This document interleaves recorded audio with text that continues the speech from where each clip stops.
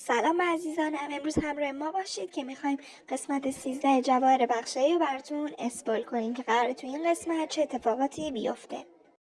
همین اول ویدیو میخوام به یه سوالتون جواب بدم که توی کامنت ها خیلیاتون اخبار دروغ پخش کردید. مثلا گفتید یوری و جی جی با همن توی واقعیت، یا کیفر و جی جی با همن توی واقعیت و کمپانیشون تایید کرده. اصلا اینطور نیست. هیچ حرفی از طرف هیچ کمپانی و خود بازیگر زده نشده.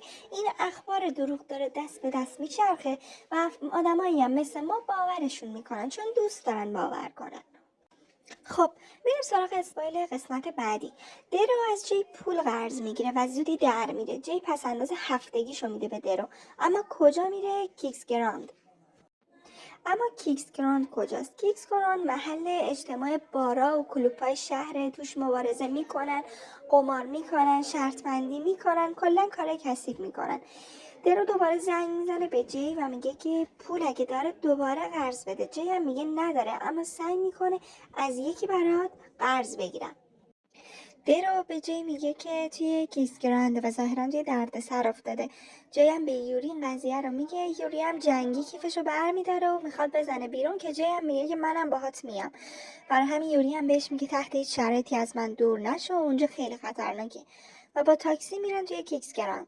اونجا دوتا مرد غول‌پیکر جلوی راهشون رو میبنده و میگه بچه دبیرستانیا رو راه نمیدیم اینجا. یوری هم خودش رو معرفی میکنه و میگه منو نمیشناسین. یه یارو کله زرده از دور پیداش میشه و یوری رو میبینه و بغلش میکنه. یوری هم ازش میپرسه درو کجاست. اونا درو رو میبینن که روی مبلی نشسته و به نظر وحشت کرده، ترسیده. یارو موزرده درو رو میگه مگه دوست دخترم دارین تو بخش ای؟ تا اونجایی که من یادمه همگی پسر بودین. اون یارو مزرده جیو میبینه که ترسیده و میگه که نترس، من تایگرم، صاحب اینجا. تو کی هستی؟ جی هم خودشو معرفی میکنه. یوری هم به تایگر میگه که درو کلا چقدر بهت بدهکاره، من بدهیشو میدم. تایگر میگه خیلی وقت دیگه بدهی رو با پول نمیگیریم، خوب خودت عادت داشتی بیا اینجا. جی هم تعجب میکنه. یوری میگه درو توان مبارزه رو نداره. تایگر هم بهش میگه که کی اسم درو رو آورد؟ گفتی تو بدهیشو میدی دیگه. تایگر در باز میکنه و در حالی که داره میره میگه خودت میدونی باز چیکار کنی و میره اون ستا رو تنها میذاره. جی از یوری میپرسه که منظور تایگر از اینکه گفت قبلا میومدی اینجا چی بود. یوری هم میگه بیا راجبش حرف نزنیم. درو به یوری میگه چرا به جی نمیگه که به خاطر الا میومدی اینجا. جی هم قشنگ پشماش میریزه. درو از جیم عذرخواهی میکنه، میگه نباید بهش زنگ میزده و حالا جفتشون رو توی دردسر انداخته. جی از درو میپرسه که درو میتونی بهم بگی یوری چرا میومد اینجا. درو هم میگه بر خودت از یوری بپرسی تا توضیح بده. جفتشون میافتن دنبال یوری. جی از یوری میپرسه کجا میریم. یوری هم میگه میریم بدهی بدیم. میرسن به محل مبارزه. یه قفس خیلی بزرگ تو مرکزش هست و دوتا مرد میبینن که در حال مبارزه. بعد میبینن تایگر روی مبل نشسته و داره مسابقه رو نظارت میکنه. تایگر داد میزنه خسته کننده شده، مبارزه این دوتا دیگه حوصله سر بره. تایگر به یوری میگه میدونی که باید چیکار کنی یوری، مثل قبلا. جی جی یه چاقو رو میبینه که روی میزه. میپرسه دلیل این چاقو چیه که یوری دکمه‌هاشو باز میکنه و با رکابی وارد میدون مبارزه میشه و جی جی زخماشو میبینه. یوری به سمت میدون مسابقه میره و چاقو رو بر میداره. همونطوری که داره میره که انگارم کار بلد هست به جی جی نگاه میکنه. میگه لطفا قضاوتم نکن، بعداً همه چیو برات توضیح میدم. یوری وارد میدون مبارزه میشه. جی جی هم همینطور با درو کنارش وایساده.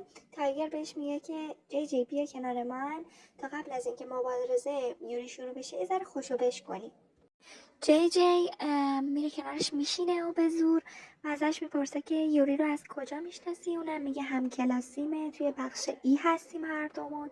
میگه چه تصادفی، منم توی بخش ای بودم، هم کلاسیم مایکل آنجلو فرناندز بوده. بعد میگه که اینطوری با یوری و کیفر آشنا شدم.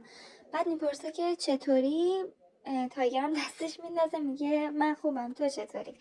بعد میگه که اول کیفر و یوری به عنوان رقص و بارش می اومدن اینجا، اما کم کم کیفر خواستش که بیاد زیر زمین اینجا مبارزه کنه. گفتش وقتی که کیفر رل زد دیگه از اینجا رفت. یعنی منظورش بچه اینجا الا بوده. میگفت اما یوری اصرار داشت که بیاد اینجا بجنگه. میگفت من قبول نکردم به خاطر سن پایینش، اما به زور اومد. دقیقا اینجا واسه جی روشن میشه که وقتی کیفر و الا با هم تو رابطه بودن، یوری شکست عشقی خورده و واسه جبران شکست عشقیش میومده اینجا به خاطر الا مبارزه میکرده. اینجا رمان از طرف یوری و زبون یوریه که با خودش میگه که آخرین باری که اینجا بودم به خاطر رفع دلشکستگی به خاطر الا بود، اما الان تنها کسی که دوست دارم باهاش باشم جی جیه. همینطوری که میخوان مبارزه کنن، طرف مقابلی چاقو رد میندازه توی قفسه سینه یوری و جی جی گریه میکنه و باعث میشه یوری تعادلش از دست بده، بیفته زمین و کتک بخوره و جی جی همینطور که داره گریه میکنه میگه یوری بلند شو و یوری هم خیلی شیر میشه و بلند میشه تعریفشو میزنه و صحنه مبارزه اینجا تموم میشه.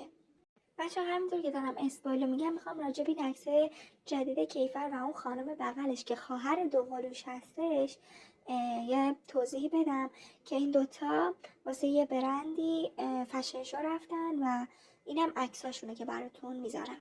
یوری از صحنه مبارزه میاد پایین و جی جی هم درو رو میزنه، میگه یه بار قمار کنی خشتک رو پرچم میکنم.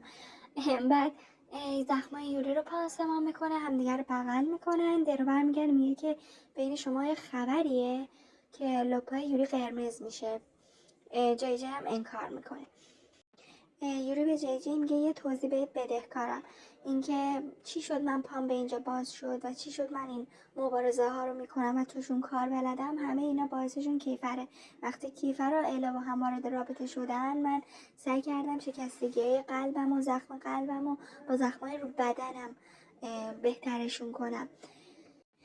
بعد درو میادش داخل اتاق میگه که یوری تایگر میگه که اگه میخواید برید بیرون باید یه مبارزه دیگه بکنید، اما با کی؟ با کیفر، با آدم عادی نه. یوری قبول نمیکنه که با کیفر مبارزه کنه، اما وقتی تایگر اسلحه رو میگیره سمت جی جی میگه یا مبارزه با کیفر یا کشتن جی جی، قبول میکنه. هر چقدر به کیفر زنگ میزنن، کیفر تلفنشو جواب نمیده و تصمیم میگیرن که بزنن از اونجا بیرون برن دنبال کیفر و یوری هم میگه که جون جدت تایگر باش کاری نکن، ما کیفر رو میاریم. میرن دنبال کیفر، قضیه رو میگه، کیفر یه مشت این دوتا رو میگیره میزنه. بعد از اینکه یه فصل از کیفر کتک خوردن، راهی مبارزه میشن که برن مبارزه کنن و کیفر میگه که من طاقت ندارم جی جی بخواد به خاطر من آسیب ببینه. برمیگردیم به سکانس تایگر و جی جی که تایگر به خاطر اینکه اسلحه سمت جی جی گرفته عذرخواهی میکنه و پیتزا سفارش میدن و با هم خوشوبش میکنن و غیبت میکنن همینطوری. و وقتی کیفر میرسه اونجا، برمیگردیم میبینه اینا خیلی اوضاعشون هم اوکیه، به جی جی میگه که نگرانت شدم. بعد همینطور که داشتن یه جر و بحث کوچیک میکردن، کیفر و یوری آماده میشن و وارد میدون مبارزه میشن که تایگر میگه که دست نگه دارید تا همینجا بسته. یعنی که ما تو این قسمت یوری و کیفر با هم هیچ مبارزه ای نمی کنن و تایگر نمیذاره این اتفاق بیفته. ما توی تیزر دیدیم که یه عالمه هیجان گذاشته بودن که این دوتا میخوان مبارزه کنن، اما این اتفاق نمیفته و قضیه بسته میشه. پس یعنی ما تو این قسمت هیچ مسابقه‌ای بین کیفر و یوری نمیبینیم، فقط این به خاطر هیجان تیزر بود که اینطوری گفته بودن. و هم تو قسمتی که دیدیم که ما دیوید جی جی اونو میبوسه، قضیهشو توی ویدیو قبلی گفتم اما دوباره میگم، اینکه سین شرط میذاره که اگه نمره 100 بگیره، جی جی بگه بین بچهای کلاس بخشی کدومو بیشتر دوست داره. جی جی هم برای اینکه از سرش باز کنه قبول میکنه، ولی سین 100 رو میگیره توی امتحان و به جی جی میگه باید انتخاب کنی. بچه ها دستش میندازن که جی جی ما رو انتخاب کن، جی جی ما رو انتخاب کن. در نهایت جی جی دیوید رو میبوسه چون خواب بوده، دلیل دیگه ای نداشته. اینم از اسپویل قسمت 13. امیدوارم لذتشو برده باشین. سوالی چیزی داشتین تو کامنت ها بپرسین. اسپویل 4 هم خواستین براتون حتما میذارمش.